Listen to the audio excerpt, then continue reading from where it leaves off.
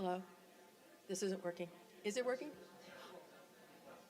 I'm not used to microphones, so anyway, first of all, my goodness, how nice. What a nice crowd we have this evening. My name is Margie McIntosh. I'm the president of the League of Women Voters, and we would like to welcome you here this evening for the Republican debate for Olean mayor. Just wanted to get to the right paper, so hold on a second. Here we are. It's always something that happens, right? Anyway, I do. So again, thank you for coming and being so respectful as you come in. We got everybody in here in less than 15 minutes. That's pretty amazing, I think. So I want to give you just a little bit of history about the League of Women Voters. We are a grassroots, nonpartisan political organization that was formed in 1920 to help newly enfranchised women to make their own informed choice in the voting booth. The League has grown to be a multi-level national organization, having a presence in all 50 states and a vast network of active local chapters, all providing factual information in many ways. We adhere closely to our nonpartisan mission by never supporting or opposing a political candidate or party. All at the same time, we do study issues and determine a position on a variety of topics and encourage educational participation in every form. For more than 100 years, the League has presented accurate information and holds the foundation of education as the bedrock of our organization. Our democracy depends upon an informed electorate, and that is why we are here tonight. We expect to have an informative and respectful debate this evening, so let's get started. Our timekeepers are down here, Steve Coca and Caleb Austin. And I would like to start by introducing the candidates. Mayor Aiello, would you please come on down? You're welcome to clap.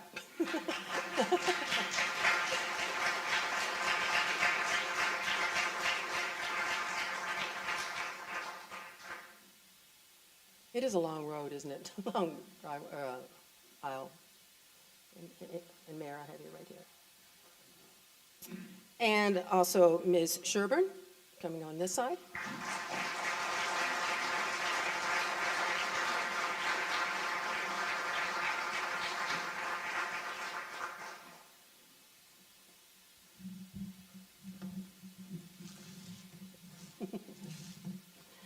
And last, but certainly not least, our moderator, Rich Lee, co-editor of Tap Into Greater Olean. Thank you.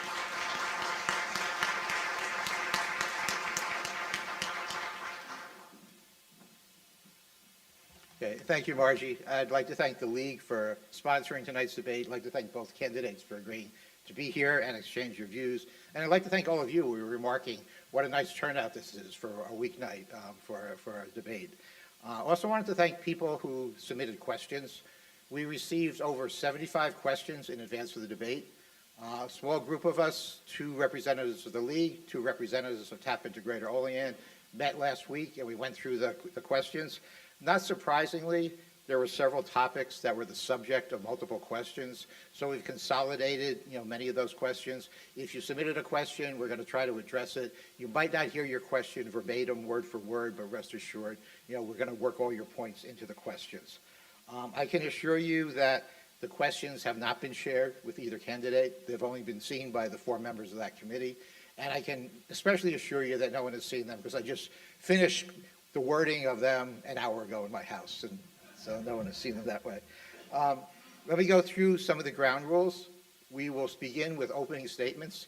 Each candidate will have 3 minutes to give an opening statement. We flipped a coin beforehand.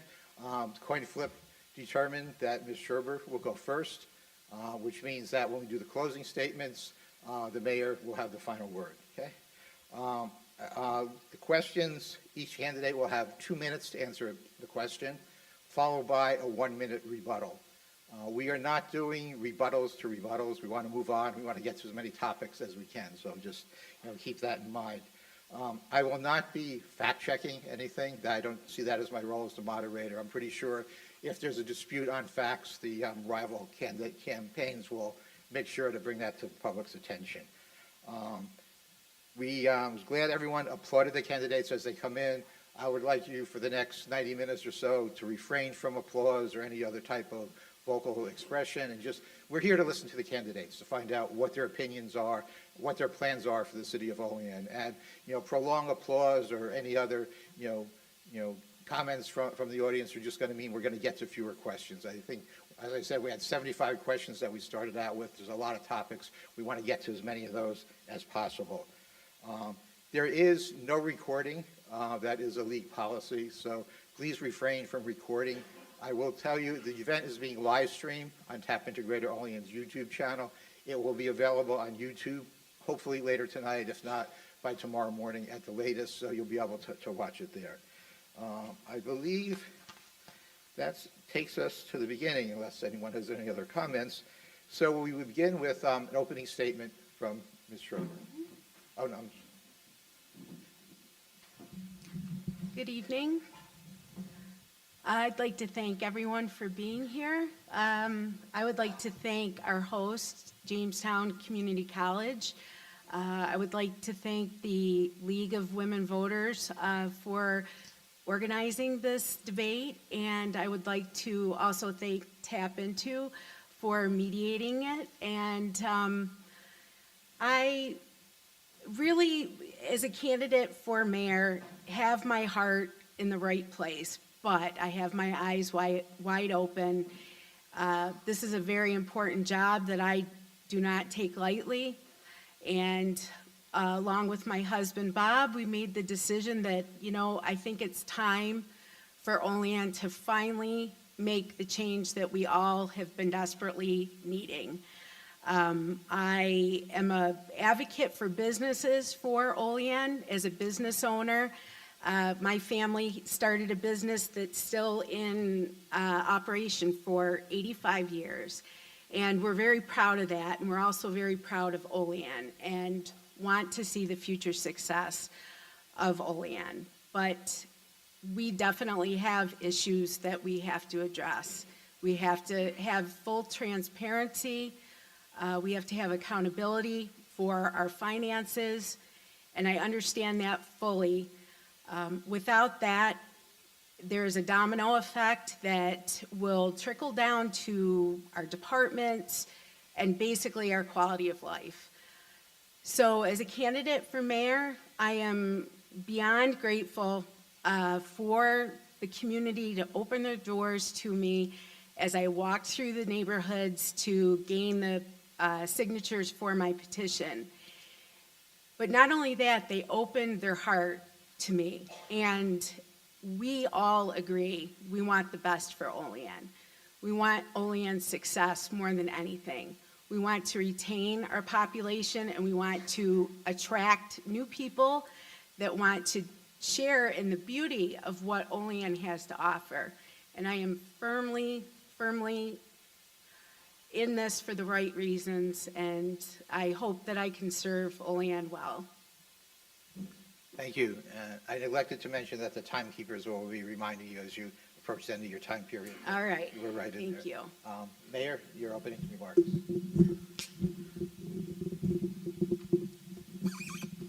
Thank you. This election is not about who will be mayor in November. Excuse me, this primary is not about who will be mayor in November, but it's about who will be on the ballot in November. My opponent has R after her name, but she is a Democrat. She was endorsed by the Democratic Party even before she announced her candidacy. Republicans want a choice. Republicans want a candidate. Republicans want someone in there who has experience. My fellow Republicans, I would ask that you support me during this time. And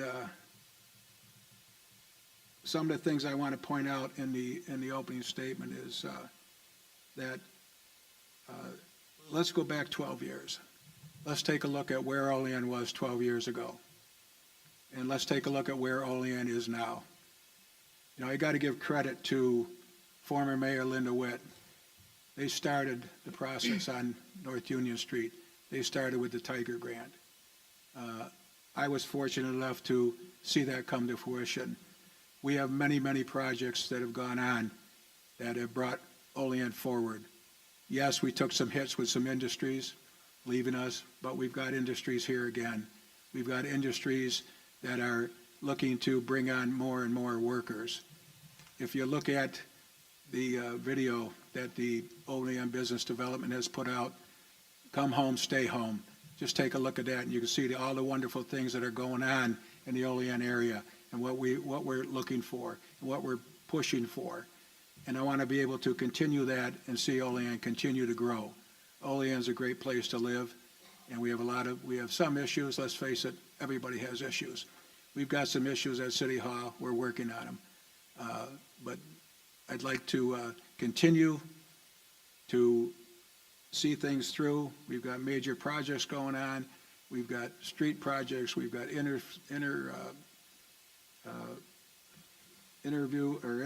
intersections that are being turned into roundabouts. Sometimes that's not popular, but it's progress. Okay, infrastructure is one of the key things. So we want to continue on with the infrastructure, and we've got a $25 million grant waiting for us to take care of infrastructure all along West State Street, as the grants did on North Union, South Union, and East State. So thank you very much. Okay, thank you both. Okay, since Ms. Sherburne had the went first for the opening statement, first question will be for the mayor, and we're going to talk about economic development. What new economic initiatives for the city would you propose, and specifically, what steps would you take to achieve them?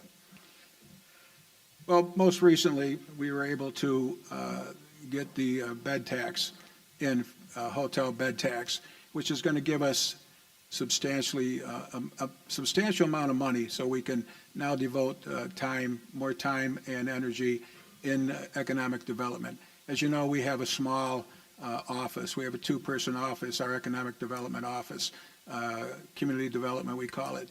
But we'd like to see more growth. And how do you get more growth? By just what we're doing. Continue to make Olean more attractive. Continue to listen to our CEOs and to tell us that what they need to attract people here. We need to find more revenue streams, because tax base is just not doing it. So we need to come up with more revenue streams that we can devote to more economic development, and that's where the bed tax comes in. That took us almost 5 years to get that through the state legislature, but we finally got it, and that's a very good thing. We maintain, we had issues with the buses. But we made through Cattaraugus County and Allegany County, the bus system remains here. That's an item that's going to help us with economic development, getting people to jobs and that in the community. We want to look at what is keeping up our parks, keeping up our just what we're doing to make Olean attractive. The things that we have for all the people that can do, things for our kids, things that want to bring people here, things that want us to grow. And we're always listening to ideas for economic development. And I have a true open door policy. Our community development department has a good policy too. Okay, thank you, Mayor. Ms. Sherburne, your plans for economic development? Well, firstly, I am a registered Republican and have been my entire life. And if that R truly means anything for this city, we have had 12 years of that R over there, and I don't feel that it is a party line issue. I think it is a person that has no plan for our future. So this R has a plan for the future that actually depends on our own decisions on increasing our revenue.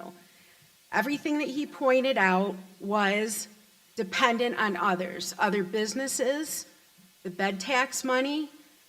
The bed tax money is only as good as if you fill those beds. And for me as a mayor, I do not want to depend on others to generate the income that we need to sustain our budget, our departments, and our future.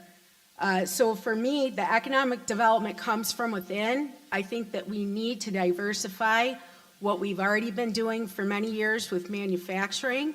I think we need to go towards tech. We all know that that is up and coming and beyond probably what we can even comprehend, but we want to be on the cutting edge of that. Many other communities in other parts of the country have had much success with their cities that are rooted in manufacturing, such as Olean, but then they are able to attract the other industries and tech. So for me, that would be a definite goal. I would want to elicit our stakeholders in the area and to get their feedback, but really, as a mayor, do my own research in devising a plan and leading our economic growth. I think it's very important. So, out of time. Mayor Aiello, you have 1 minute to respond. Thank you. Right now, we have a CEO alliance that's made up of the CEOs of several of the businesses around our community, and I meet with them periodically, and they advise of what the city needs. And these are people who are in the business. These are people that know what the city needs. And it comes down to finances. Yes, we have to find alternate sources of income, but our tax base, is we have almost 47% of our tax base is not for profits. So there's no tax coming in from there. So the rest of us have to put that burden, and we have to to find ways to generate more income is coming down to fees and services. So we can also take us out of contention if we put on too many fees. So. Okay, Ms. Sherburne, 1 minute rebuttal. I'm not quite sure if there is any plan for the future in what he just said, and this seems to be the issue. There is no plan. We should not be depending on other people, other organizations to lead our city. That is what the mayor is supposed to do. And taking the credit for our growth should only be taken when we're actually the ones devising the plan. And so I think we've seen what 12 years has brought. It really has brought us to no growth whatsoever, actually shrinking. So with that being said, I have more faith in the fact that our own city can devise the plan rather than relying on others to do it for us. Okay, thank you both. You will get the next question, which is about drugs. Drugs are a national problem on several levels, not just as a law enforcement issue, but substance abuse, helping people who have substance abuse problems. Like many national problems, it's something we're experiencing here in Olean. How would you address the problem?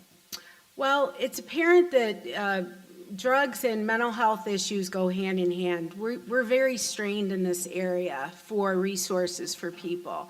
I think that that's critical. I think that is the beginning of where we have to start in order to be able to combat the issues of drugs in our city. And also hand in hand, we see that homes that are in disrepair, that aren't watched by their landlords, they become a drug den. And I know that's hard for all of us to accept, but I think we can all safely say that within our street, or at the very least within our neighborhood, we have homes like this. So I think, that it's a twofold thing. It's mental health issues, it's having the resources for that and resources for people with drug addiction, but also we don't need to give them homes within our community that are just not being watched. Our police force does the best that they can, but myself, I have seen on more than one occasion where it has taken almost a year in order to finally tackle the problem. So for me, you sort of have to go to the base of what the issue is and offer people resources. And I think in that way, we would have a better ability to understand where the start of all of it is with drugs in our community. Okay. Mayor, your plans for addressing drug problems? Well, right now, we have a streets crime unit that is doing an excellent job getting out and addressing drug problems. Just today, they did a pickup, and 9 people were picked up on warrants that were issued by Cattaraugus County Courts. We do have resources here. There is mental health resources. We have Casa Trinity, who has education programs plus rehab programs, and they're doing a good job. There's a methadone clinic in town now that's taking care of some of the problem there. But the biggest problem with our drugs is that New York has gone soft on crime, and there's no punishment or no consequences to some of these people who are into the drugs. But the mental health, that's being looked at. Homelessness is being looked at. And there again, these are programs that are state-run, and we need to get to our state legislatures and to come up with new and better ways. The governor has committed money, big pockets of money, to rehabilitation and getting people the help that they need to overcome these things. So, but right now, the biggest problem I see, and you'll talk to our officers, you'll see it too, is that there's very little consequences when it comes to when they make an arrest, they process them, they're out the door. So we have to get tougher on crime, and we have to work with our state legislators to do that. Okay, Ms. Sherburne, you have time for a 1-minute rebuttal. I understand the issues that the police officers face, but with that being said, again, we can't keep placing the blame on others. And I truly believe that there is a problem with people seeking help for this. The clinic is a great thing. It definitely has helped a lot of people. But, as a community, to be a healthier community, to be able to combat what's coming in, we have to make sure we take care of the people that are living here, and that they're well supported, and with our wonderful police force that does tirelessly work towards being able to make the drug busts that are necessary. We also have to give them some of the support that they will need, just to sort of combat the frequency of the drug homes that we have in the city. Okay, thank you. Some of our questions were about youth engagement. We often hear that young people are turned off by government and politics. So this question will start with the mayor. What would you do to encourage the young people in our city to show up, participate, and have a voice in civic and community affairs? Well, as most of you know, you may not know, but there is a civics class at the Olean High School, and we do have several of the students that show up, for their class. But I would encourage the young people to, get more involved. Get more involved in the process. Get more involved in the every aspect of government. Do your research. Ask the questions, stop by, talk to the people in government, get to know them, and holding meetings. I've met with several groups from the schools, about different things over the years, and more of that. You have an issue, come and talk about it. Don't just get on Facebook or on social media and complain about it. Stop by, talk to you have representation we have 7 aldermen. Stop by, ask to meet with them, go over the issues, tell them your ideas. I have an open door policy, and I really enjoy when parents bring their children up and we get to chat a little bit. So we need more of that. We need more involvement. How are we going to do that? Just by keep offering it. Like the school has the government program, and they have to come to so many meetings. And so they're there at the meeting. I would encourage them to go to the podium and talk about what they think should be going on and what they would like to see. But just keep encouraging our young people to get involved and, through all the civic organizations. We have several committees that I'd love to get some young people on. But just things like that. Okay. Ms. Sherburne, your plans to get more young people involved? Well, I have the kids at the age that are interested in getting interested in politics. I also serve on the Olean Schools Foundation. Primarily, we're at the high school. And I know really kids get activated when there's events, when they have something to be part of with our community. I feel like we need to build our community back to what it was when I was young and getting, activating myself within the community. We had a lot of events. I think it would be great that we have events where the mayor actually attends to participate with everyone. I have a story of a mom who contacted me and said that she wanted a sign. And I said, okay, I'll be over with the sign. And as I came out of the car, she greeted me along with her 14-year-old son, and he had a big smile on his face and was actively involved in our conversation. And she said, really, I contacted you for the sign because of my son. He's 14, he's very interested in this mayor's race. And so I took the time to talk to him a little bit, and he was beaming.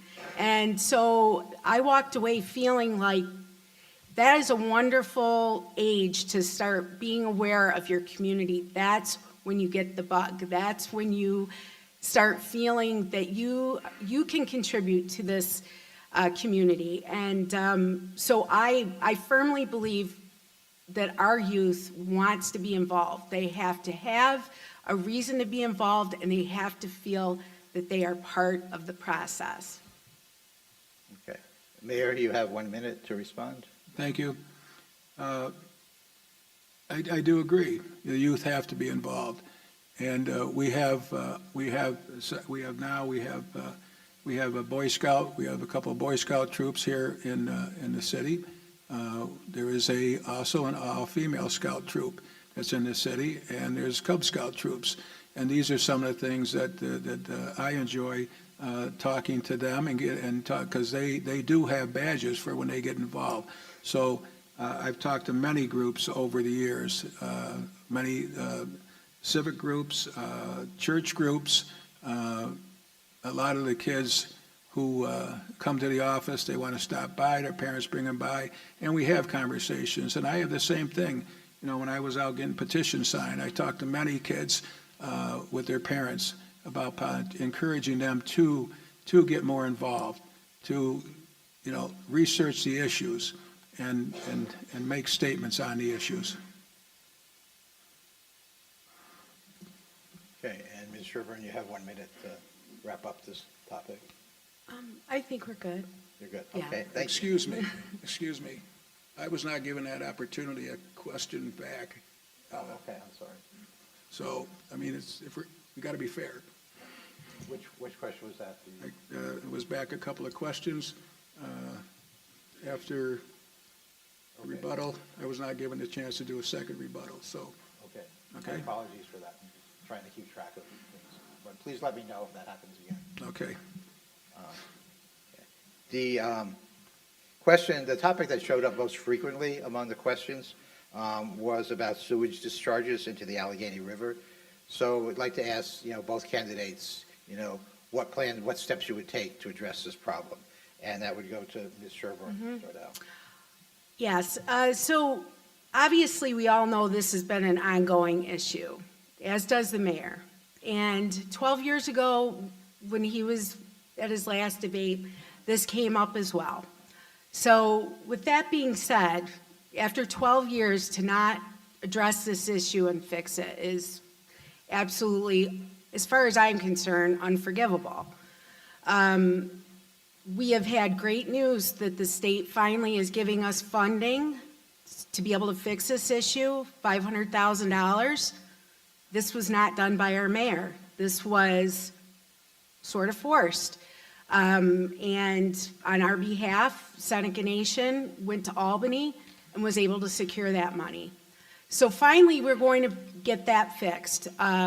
If the master plan was followed, and if plans were in place so that the sewer fund was not constantly being used, it should have been done by now. And of course, we go back and forth as to what it would be that actually would fix it, but I think we all realize that we have flat land here. And with that, you have to have the pumps. And so between what we've already done in the past that works and what has been suggested for many, many years that we need to do, it's finally going to get done. If it isn't, it will be, if I have anything to say about that. But following the master plan that was laid out for us long ago would have been a very good start, especially when you had 12 years to do it. Okay. Mayor Aiello, your plans for the Allegheny River? Well, the plans have been in place, and we have been doing things. In my tenure, we've spent over $30 million in upgrades in that to the river. There's big misconception that we are not just dumping raw sewage into the river. This is stormwater that when our pumps can't handle it in certain situations, that we are authorized by the state of New York with our speedies permit to release that rather than it backing up into our homes. It's about 80% stormwater and 20% sewage. So we've been working on it. We've been working on the master plan, and we've been following the consent order. And yes, we needed to step up our game, but it comes down to it comes down to resources. And we are finally getting some resources that now through the state of New York, we'll be able to identify where we exactly have to go. There's been a lot of ideas thrown out at us. There's been a lot of criticism, but we are following what we need to do. The consent order is being followed. The master plan is being followed. Okay. Thank you. You have 1 minute rebuttal. I actually looked at the master plan. It has not been updated. I don't think that that's too much to ask, that there's some transparency. There should be a list of things that was done throughout the year with the money from the sewage fund. This has had a light shined on it for the last 18 months. We've seen it. We've seen it at our common council meetings. Our council seems to be helpless, and the reason being is these kind of projects start at the top. What is the priority of the mayor? What does the mayor want to see used with that money? So that there are excuses if you say that things have been worked on, and yet we still have not solved the issue, and we still always worry every time it rains. And it needs to be addressed, and we need to take care of that problem before we start doing any other projects in the city that involve changing the layout of our roads, meaning West State Street. I mean, all of this could have been prevented long ago had we had a mayor who set that as a priority, and it has not been. Okay.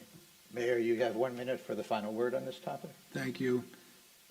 Well, we can differ on this, and we're going to differ on it because we have, the $25 million grant that we're potentially getting, and I say potentially because we're not actually definite yet on West State Street, will take care of a lot of the problems because that'll be complete infrastructure.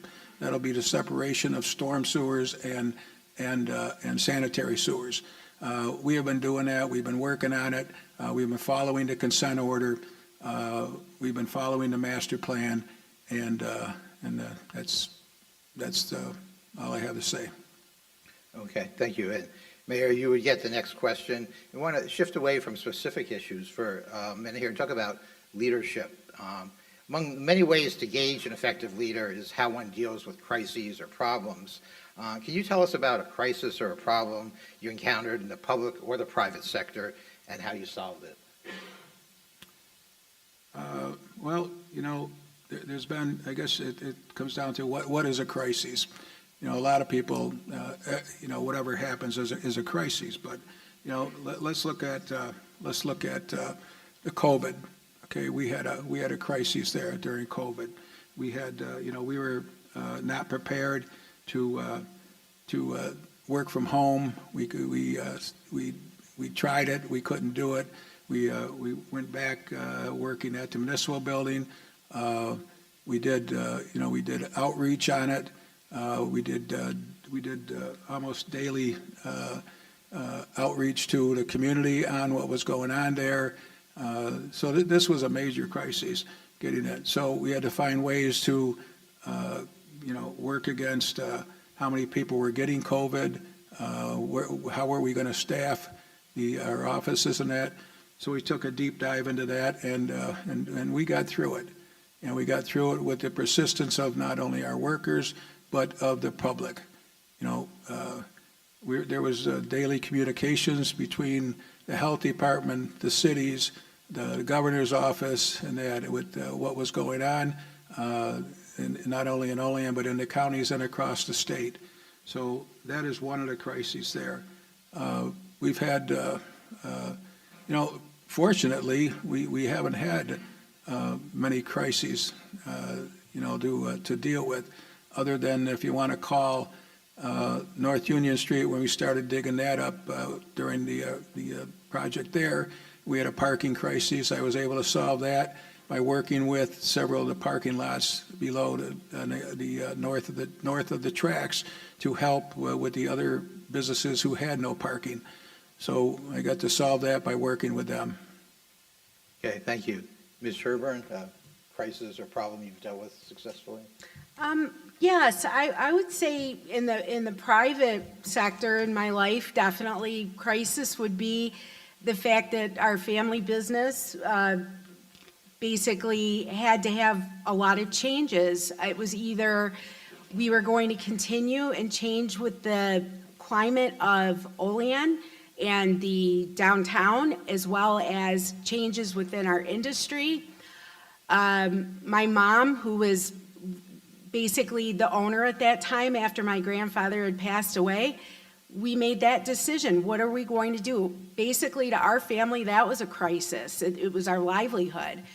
So we decided in the late 90s, when the internet first came about, that we would just sort of join others that seemed to be successful and have an online website. And we were nervous. Everything was new to us. The website, how the internet worked, how are you going to get people to even find you? It was definitely a crisis moment that myself, as well as my family, had to just dig our heels in and do the hard things and make changes and, get us out of what was financially a disaster. And we did that. We did that successfully. And I learned a lot from my mom and the rest of our family on how you have to deal with bigger problems than what you would ever plan on. And I think that our city is much the same at this point financially. And so that type of crisis I know how to deal with. Okay. Mayor Aiello, you have 1 minute if you'd like to respond. No, thank you. I'm good. You're good? Yep. Okay. Do you want to say anything more on this topic? No, I'm good. Okay. Thanks. Great. Next question then would be for Ms. Sherburne. Although Olean has some lovely homes and neighborhoods, there's other properties that tarnish the city's image. What steps would you take to address blight? Well, I mean, again, this is a topic that's been discussed over and over and over by the current administration on how to tackle that. And to me, it's not a feather in your cap if you have to take houses down. And I know sometimes it is unavoidable, but it sure would be nice to be able to save some of these homes that unfortunately got in the wrong hands of people. So I outlined just, brainstorming for a day on how would you re-energize and make our neighborhoods vibrant again with what we already have. And so a plan that I came up with, Olean, the acronym meaning optimizing lasting efforts for aging neighborhoods, basically would be a property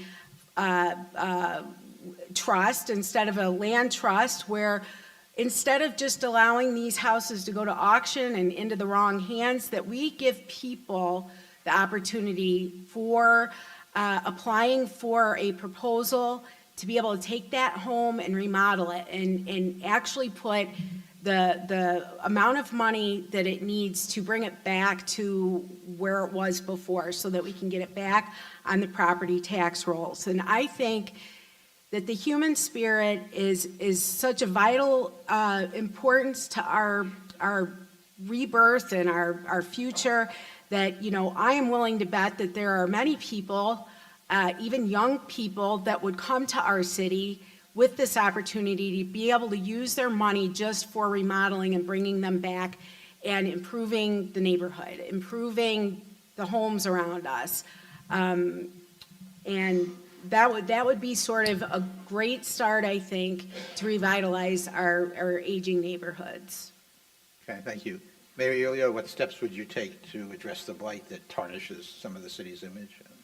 Well, right now, these homes that are being torn down are usually beyond repair, and they are a cancer in the neighborhood.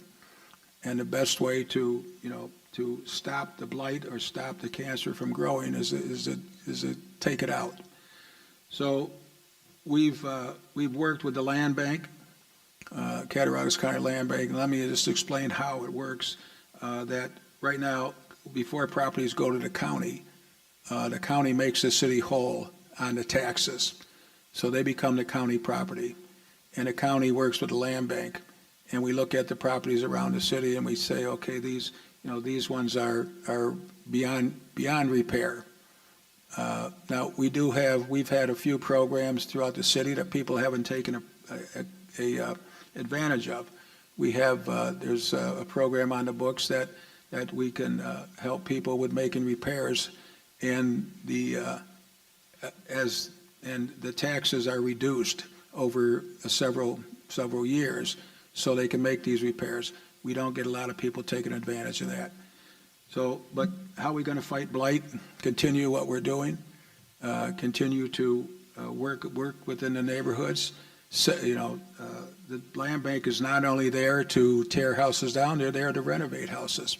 So we've had some houses in the city that the land bank has renovated, and they have agreements with people. We've had property in the city that we've taken ownership of, and we have sold them at a couple of them at $1, so that people can make repairs. But we've got restrictions, and we just have one at 301 West Oak Street that the people are fixing that house up, and that's something that the city gave to them at a nominal fee so that they would fix it up. So continue to work with people, continue to take a look at the neighborhoods and see what we can save and what we can't save.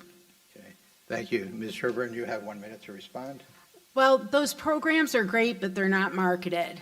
I have not really seen the result or even knew it was occurring. I think that it needs to be marketed. I think that home that you described that was being remodeled should have had a sign out front of it stating that this home is being remodeled with this program, and give others the opportunity. But for me, that's not just a local thing. That could be an entire country thing. We can put those sort of opportunities for people and package those together with other ideas that I have that would attract people from the tech industry that can work remote. There doesn't seem to be any cohesiveness. I heard a lot about the county being involved with this, but as far as the city goes, the city really should be taking the lead. And again, like I said, this is a great program. I wish more people would take advantage of it, but never heard of it. Okay. Mayor, you have 1 minute to respond. I just continue, I'll say again that, blighted property is definitely a problem. Any program that we could get involved in to help with that, we're always open to suggestions on what we can do. And there again, this is, I hate to keep saying it, but it's a budgetary item. We have a very tight budget, so we'd have to come up with grants and other sources of income to do these programs. Okay, thank you. The next question is for Mayor Aiello, and it kind of builds on our opening question about economic developments. What's your vision for the Olean Mall and the surrounding area? For what? Your Olean Mall and the surrounding area. Well, we've been working very closely with the owner of the mall, and he has a vision, and that vision is that there will be a housing component there, and that will be senior housing, 55 and above, but also with a component for people with disabilities. They would also be able to be in there. He has a vision of putting in more outbuildings, soliciting that. He has a vision of redoing the center of the mall to different aspects. We're interested, and we've been discussing with the Common Council the possibility of putting a youth center in there and the senior center into the mall. And but these are ideas. But the owner of the mall, he's gone through the IDA. He's gone through several different things that have been going on there, and he wants to renovate it. He wants to make it. Those of you who are familiar with up in the Rochester area, he did a mall there, and renovated that. And there's a lot of good things in there, and ideas of possibility of a grocery store on this end of the city. But I see the future of the mall as being very positive. I see the future of the mall as growing. I see the future of the mall as becoming a center attraction in the city of Olean again. Okay, thank you. Ms. Sherburne, your thoughts on Olean Mall and the area surrounds it? Well, I mean, the property's already sold, and it sounds like the plan is already set. I think that plan has stalled, and I think that it's taken way too long, and I don't think that they were held accountable for the fact that it has been taking so long. But with that being said, my vision for that space would have looked dramatically different. I understand that we need senior living. I feel that area could have been better served to Olean and our revenue by having, people that are still earning income and they're still able to spend within the city and spend in the downtown. And let's face it, we are lacking modern apartments for people that earn higher incomes. But with that being said, as far as the mall project goes, anything that's put there, I hope, will generate revenue for our city. That would be the only win, I think, at this point, based on the fact that I'm sure they're going to also fall in line with a very large property in the city that is not fully taxed, which is very unfortunate. And correct me if I'm wrong, but I do believe that might be part of the reason that they are developing the type of apartments that they have. But regardless, it should have come way quicker. We should not have had to look at it for this many years.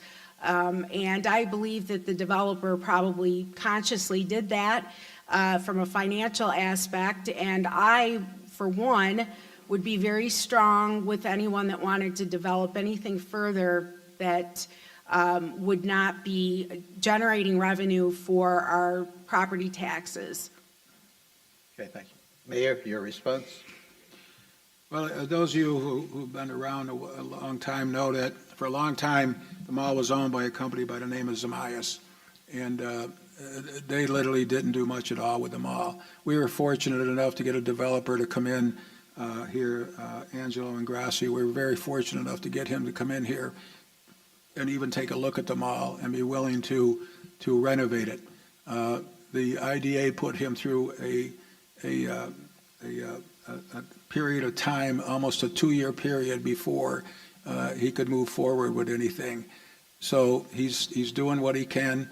It takes time, and to be forceful with developers is not going to get you very, very far. Thank you. And your final thoughts on this? No, I'm good. Okay, Thanks. thank you. Well, then you get the next question, which is on homelessness. Much like our question on drugs, homelessness is a national problem, but it's one that we're experiencing here in Olean. Can you talk about what you would do as mayor to address the problem? Well, I've studied the data, and I attended the St. Bonaventure talking point that they had not too long ago. I believe it was Dr. Kaplan. But basically, we know that homelessness sometimes can look many different ways, and the majority of it is a blip in someone's life.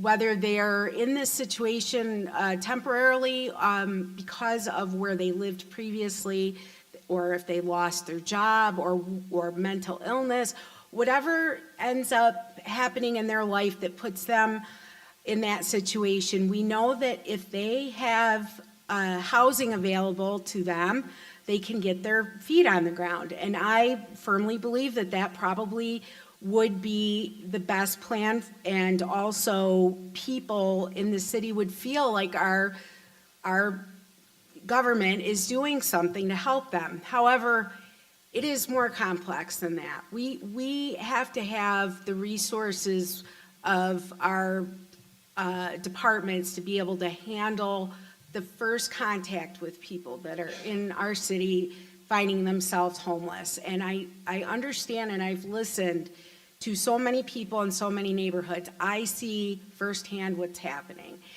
People that are homeless are trying to find places to live wherever they can, whether it's in a tent, whether it's under the bridge, and it does disrupt our neighborhoods. So, you know, honestly, the compassion that I have seen with the residents, that they almost just think that, you know, they also just need a break, and they aren't calling the police all the time on them. I mean, I think that's wonderful, but that has to really come from the top. We have to address that, and it's such a complex topic. It's really not a 2-minute conversation, but I do realize there has to be a plan that has not been implemented to date. Okay, thank you. Mayor, how would you address the problem of homelessness? Well, we are addressing the problem, and we have a lot of agencies that are working on the problem. I've recently developed or appointed a homeless task force. That's we're getting a lot of education, learning about why people are homeless. We have evidence. Mostly, the first contact is with our police department, and they will refer them to the Genesis House. The Genesis House will evaluate their situation and offer them things, offer them shelter.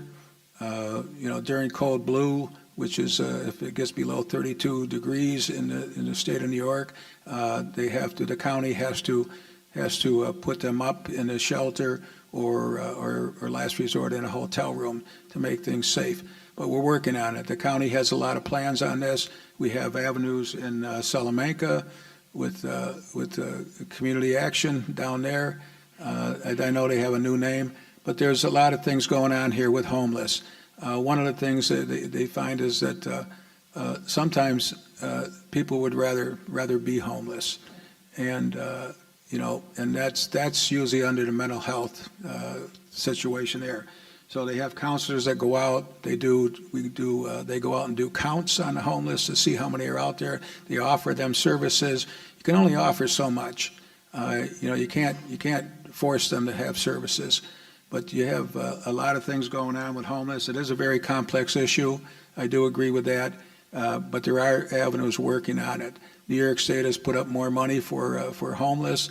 That'll be going to the shelters and to the people, the counties and the mental health association, or the mental health avenues there, and trying to get these people the help that they need, trying to get them to understand that there is help out there, and that's a big deal when you have homeless people. Okay, thank you. You have 1 minute to respond. Well, with that explanation, I heard a lot of they.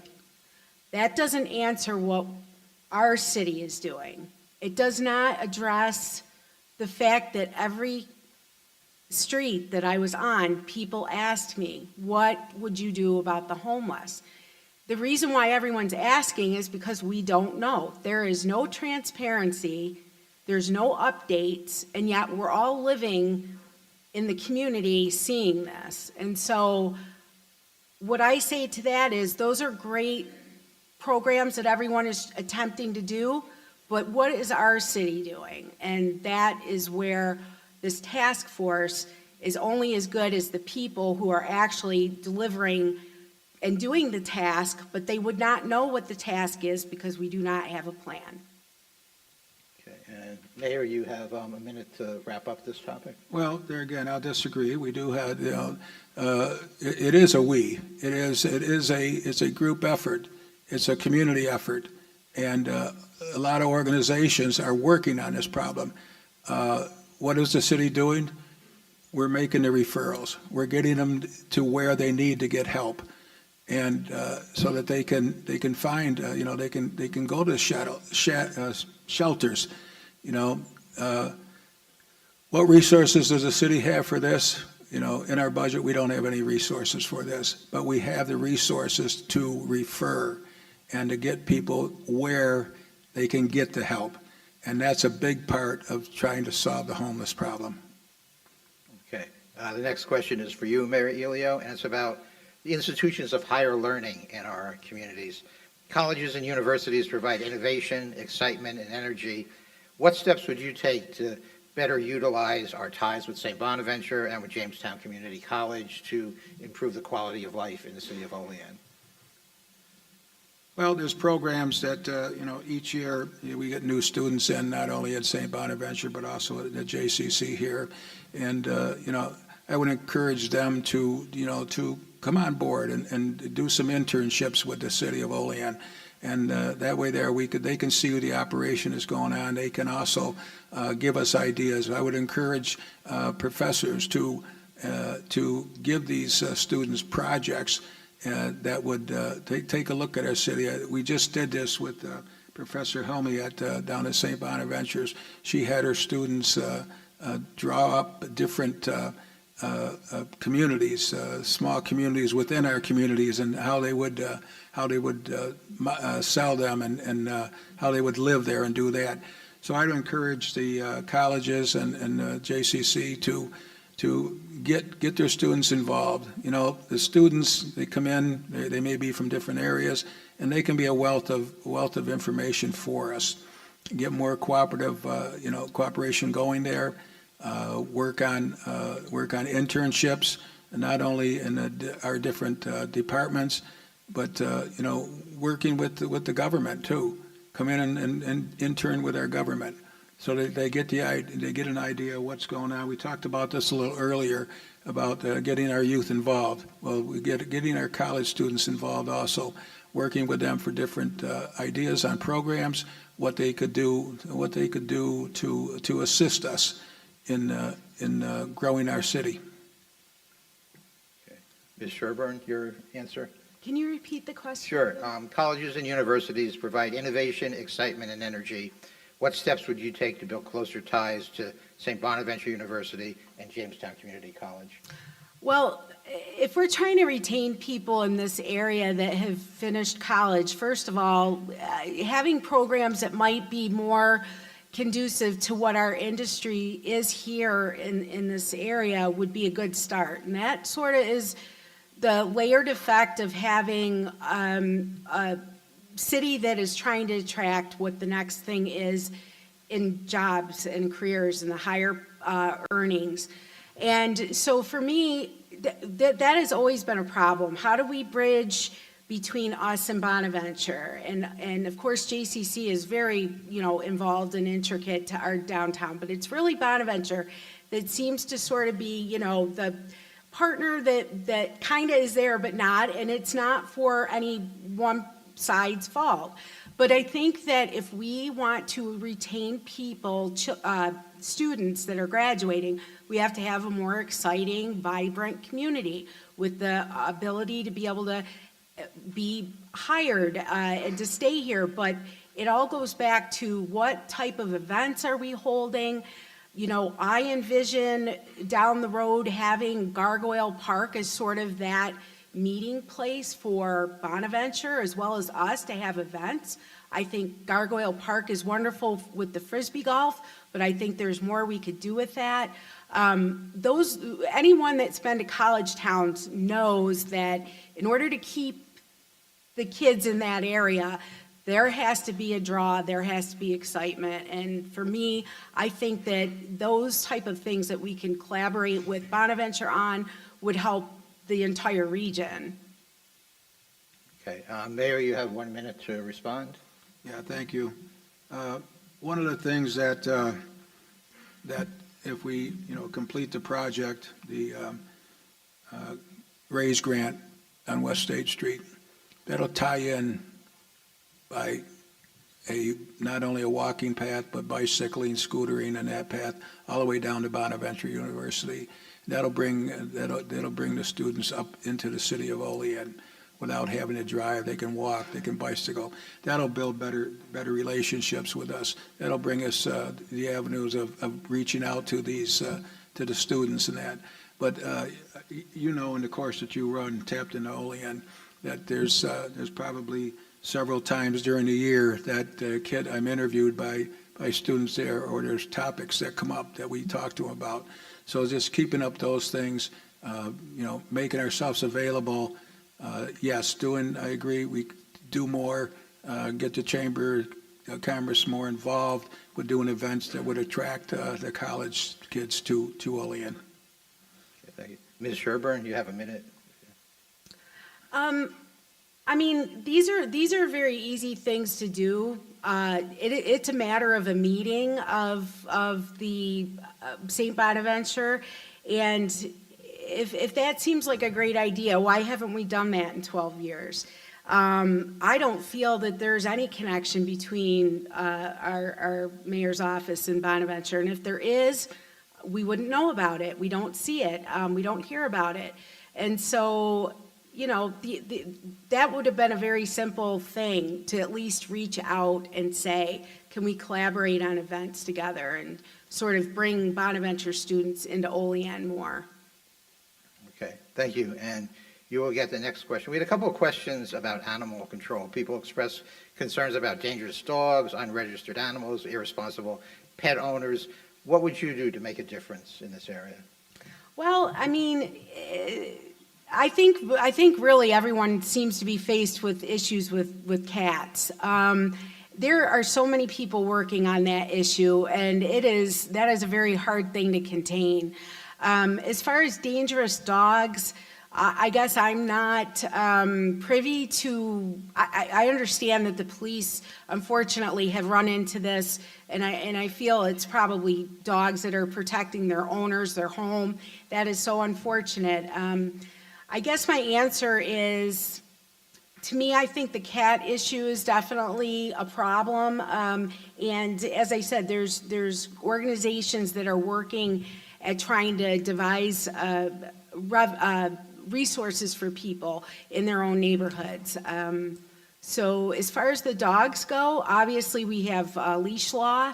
I think that mostly people are pretty respectful of others. We have the dog park if people want to take their dogs there and run within the city. And, if there's any other issues as mayor, obviously it would be, if it becomes a problem, it would be also my problem, and we would come up with a solution. Okay, thank you. Mayor Aiello, how would you address these problems that people have expressed about animals? Well, we are addressing that problem. We have a dog control officer who does a wonderful job for the city of Olean. She's also involved with a few other communities. So we've had dangerous dogs, and matter of fact, our dog control officer got bit not too long ago, and the court ordered that animal be euthanized, and but there's we have people throughout the community who are dog lovers. We have people throughout the community that are cat lovers.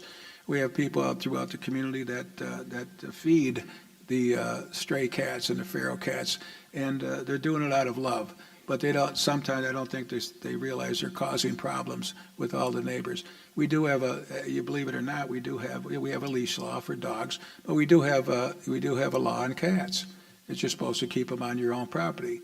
Those of you who are cat owners, and then those of you who cats go outside, how do you keep them on your own property?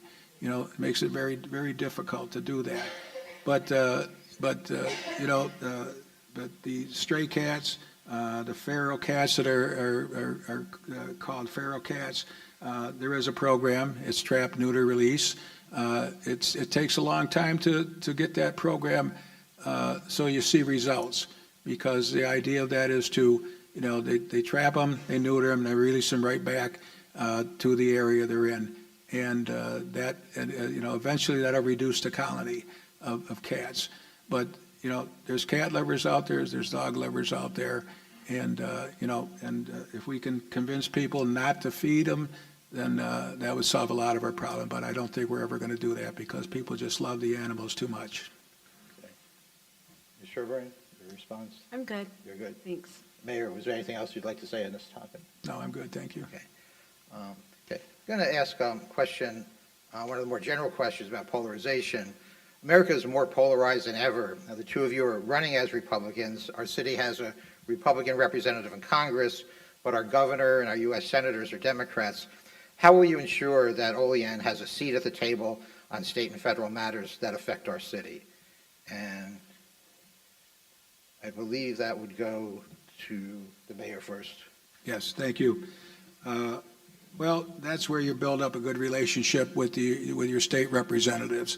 That I can get on the phone right now, I have their cell phones. I can call them if there's an issue. We talk. We spend time together when they're in district, talking about the issues, and you got to build up that rapport. Not only with your state senators and assemblymen, but also at the federal standpoint too. You have to build up a good rapport there with them, and that's we do have Republican representatives right now, but there's been Democratic ones in the future. But you have to put that aside, the partisanship, put that aside, and you have to try to work together to solve problems. And now where it becomes a problem at state level is that the government right now, the state government is a single party. So it's a tough nut to crack when you want to get things in through your people. So they build relationships too. Senator Borrello, Assemblyman Joe Sipowinski, they have to build relations within their particular caucuses, and also too so that we can get the issues and come together on common issues and work there. So the key is to build relationships and mutual respect of each other. Okay, thank you. Ms. Sherburne? Mm-hmm. Well, the mayor said it himself. These are not partisan issues when you are running a city. These are quality of life issues. I feel that if you are an effective leader, you'll gain the respect of our state representatives. It doesn't matter what party they are. I think that really when they see the effectiveness of who's leading the city and the fact that they are given several state grants, and not only do they take advantage of those, they thrive. I feel that I'm a good communicator. I feel that I would easily be able to talk to any person at the state level and discuss what our issues are here, because after all, they are representing all of us. It does not matter what party they are. So I have absolutely no reservations whatsoever, talking to whatever state officials we need to discuss issues that we have in Olean or our needs. And I think I would be very effective for Olean in that regard. Okay. Thank you. Mayor, you have a minute to respond? No, I'm good, thank you. Okay. Ms. Sherburne? No, I'm good. You're good. Thanks. Okay, good. We're nearing the end of our time, so I want to end the Q&A portion with this question, and then we're going to take a short break, and the candidates are going to come back for their final statements. So this one would go to you, Ms. Sherburne. The winner of the November election will lead Olean for the next 4 years. What would you like Olean to look like at the end of your term? Well, at the end of my term, I definitely would like to see that our surplus is restored and that we have a healthy budget and we have a dependable budget, that we don't fall short halfway through our fiscal year. As a business owner, that is very important to me. I think that's probably a critical matter at this point. I definitely would like to see that we have a better relationship with local officials, our county level, our state level, that our downtown is finally being utilized the way it should be, that we see the benefits of everything that we all went through, including our businesses, our family being one of them. The stores are vacant. That wasn't the plan, and you have to wonder why. You have to wonder what is the magic, that we need. And I think it really is building a more vibrant community that takes care of our infrastructure, that we aren't making the news for negative things, that we aren't being blasted in Buffalo over the fact that we're not taking care of our sewer issue. These are all the things that I see Olean changing in 4 years, that our vibrancy, our positive nature that we all have finally being realized, and industry. Our industry, I hope, will change. I hope that it will change our future for 20, 30 years, the same way some of the early manufacturers changed the landscape of Olean. I want to get us back there so that we're sustainable and that 30, 50, 100 years from now, we're still here in existence and we're thriving. Thank you. Mayor, your vision for the city for the next 4 years? Well, we have a vision. We just went through a comprehensive development plan that'll take us through the next 20 years. This plan was put together by the people of Olean. We had outreach. We had several outreach programs there, and we had several meetings with the different people who were on the committee. You can go to our website and look at the plan. It's for the next, it'll take us through to 2045. And the plan, it's very similar to what we've been doing, but it also moves us there, economic development, business, industry. And there again, I referenced to Come Home, Stay Home video. And if you take a look at that, that was put together by Olean Business Development. If you take a look at that, you're going to see that we industry, all of our industries around here are going to be looking for more workers over the next several years. Cutco, Chimilai, even Mike John's Painting, MJ Painting, all the businesses that are out there, Solar Epoxy, all of them, they're going to be looking for workers. Hospital, they're going to be looking for a lot of people. So these are in the comprehensive development plan. It lays out what we want to see the city look like in the future. And that's over the next 20 years. So that is a vision, and I would encourage everybody here to read that new comprehensive development plan. Okay. Ms. Sherburne, you have a minute to respond.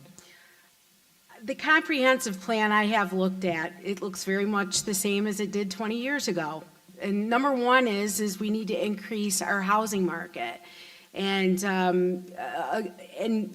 obviously, the whole goal of downtown revitalization was to create an environment for people to have a better quality of life and to draw tourism. So again, 40 years ago when they did the 20 plan, it looks the same as the 20 plan does now. These are done by a group of people that work very hard at it, and they understand the needs of the city. but it really falls on the shoulders of the mayor. Comprehensive plan is no good if you don't have a mayor that is advocating for it and staying with it and reviewing it and making sure that we're on that same path. So for 12 years, that's a good chunk of a 20-year plan. This is where we're at this point. So we have a lot of time to make up for it. Mayor, you have a minute if you'd like to respond. Sure, thank you. If you go back and look at the past comprehensive development plan, you'll read in there and you'll see that we've accomplished a lot of the items that are in that plan. So we are moving forward. Over the past 12 years, we've made progress. And, take a look at it and you'll see the difference. And yes, a lot of things in the new plan are similar, but it was put together by a committee of people made up of the community. We had outreach programs. We went to the school. We had an outreach program there at the Olean High School with the students. They gave us a lot of ideas what they wanted to see in their community going forward. So that's I just encourage you to take a look at that. And we have made progress over the past 12 years. We haven't laid dormant. Thank you. Okay, thank you both. Thank you, audience. You've been a very attentive audience. I appreciate that. We're going to take a short break, let the candidates collect their thoughts, and then they'll be back in a few minutes for their closing statements.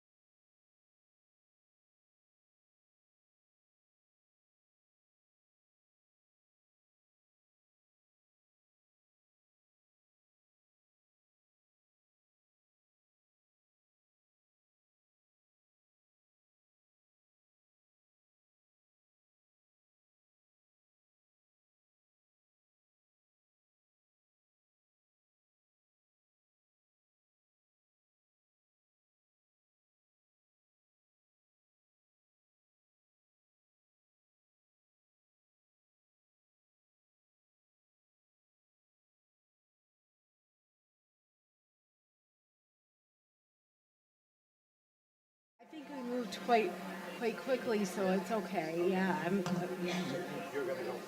I'm gonna go first, okay.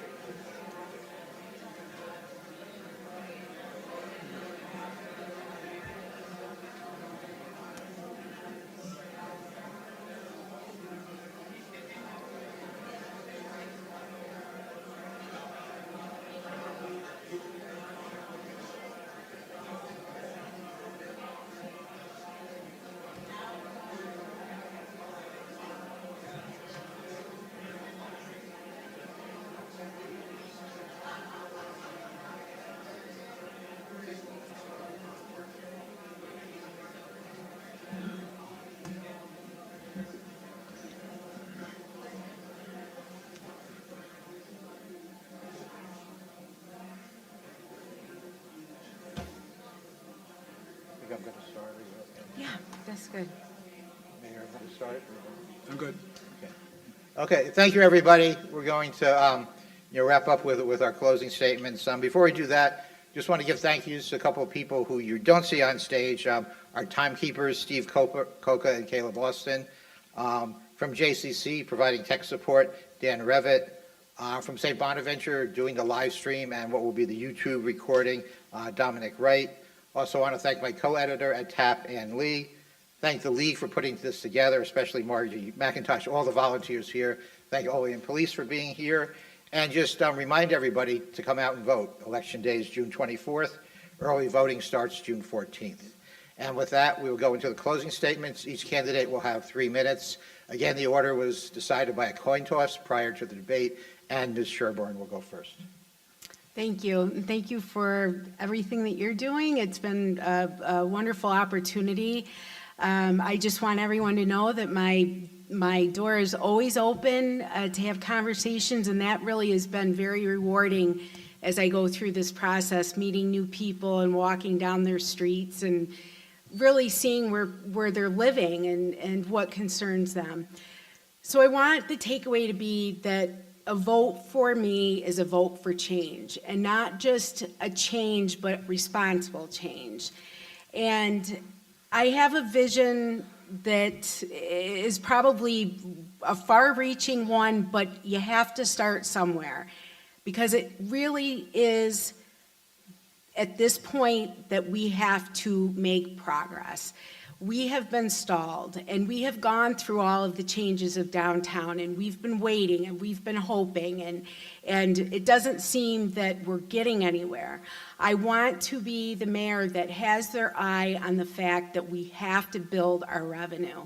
We are in a crisis at this point, and it isn't going to end. It carries over from year to year. And so I just want to be the person that's transparent for our city. I want to support our departments. I want to restore the feeling that working for our city was the pinnacle of someone's career. And at this point, it seems we're losing our employees instead of them staying for 20 plus years that we're all accustomed to. And there's reasons for that. We're constrained by our finances. We do not have a plan to get us out of the bind that we're in at this point. We have to have a future. And so my heart is in this for the right reasons. I love our city. I think the potential that we have is untapped. I feel this is a wonderful place to live. I think that people will be drawn to our city if we increase our events, if we increase our marketing, and we actually have people notice that we're here. And I don't take this job lightly. I don't take this decision to become mayor lightly. I will work tirelessly on your behalf that we have a vibrant future. Thank you. And Mayor Aiello, you have 3 minutes for a closing statement. Thank you. Well, first off, I want to thank Amy Sherburne for having this debate with me. I want to thank the League of Women Voters for putting this together, and I want to thank Tapped into Olean for being the moderator and helping out with this. Also, I want to thank my supporters who are here tonight. I appreciate that, and my family is here, and they have stuck by me, for quite a while now. Yes, the city is in a somewhat of a financial crisis, and we're not the only ones that have miscalculated sales tax over the last few years, over the last couple of years. That's an unknown. When you put your budget together, you give your best estimate on what you get, and we were confident, but it didn't pan out. Funding, we have to look at other funding sources. One of the things that we just have on North Union Street is we have our first state legal cannabis shop. Now, we will be getting revenue from that. So that's I know a lot of people don't agree with it, but it's here. The state has authorized it. It's a revenue source. The visions. I think the vision has been here. We've had a vision of what we wanted our street to look like. We've had a vision that was given to us by the CEO Alliance, by the Olean General Hospital, that said we need to be more attractive to bring people here. We've put that vision in place. We've had progress. We've had a lot of good progress over the 12 years that I've been here. I'm now president of NICOM, New York Conference of Mayors. I have a lot of resources there that'll help us. I have, 570 municipalities across the state that I can reach out to seek advice or to get comments from. I've been criticized that all I do is attend ribbon cuttings, and I find that a very, confusing statement that all I do is that. If you're attending ribbon cuttings, that means there's progress going on in your city. So we've had a lot of ribbon cuttings. We have almost all the stores on Union Street that are full. We've had a few of them move into the city that were not in the city. We've had a few of them move from the lower end of the north end of North Union Street up to the main part of North Union Street. And we've got a lot of action going on, down on West State Street. So progress is being made. I don't think anybody can contest my commitment to the city of Olean. Most of my life I've been involved with the city of Olean. I'm here, I'm dedicated, and I want to see Olean continue to grow, and I would appreciate your support at the polls. So thank you very much. Thank you, and that concludes our debate. Thank you, everybody, and you're now welcome to applaud.